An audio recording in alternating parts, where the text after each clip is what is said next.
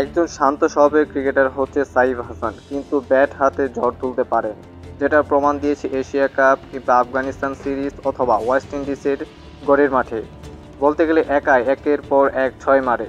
অনেকেই বলছিল বাংলাদেশের মধ্যে ছয় কেউ মারতে পারে না, কিন্তু সেই প্রতীক্ষা মিটিয়ে সাইফ হাসান যেন ছক্কার মেশিন হিসাবে বনে গেলেন।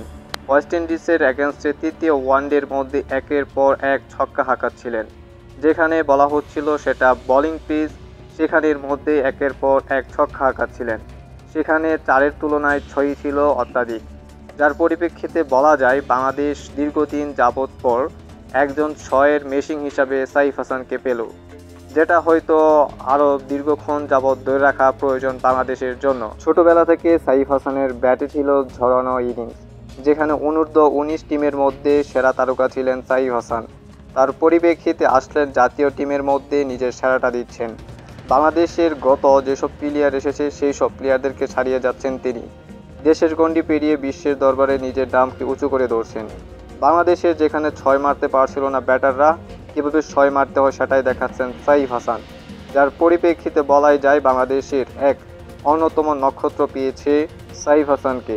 সাইফ হাসান একেবারে ধারাবাহিক ব্যাটার। টি-20 অথবা ওয়ানডে সব পজিশনের মধ্যে একের পর এক ছক্কা হাঁকান, যেটা টিমের প্রয়োজনের জন্য অত্যন্ত প্রয়োজন।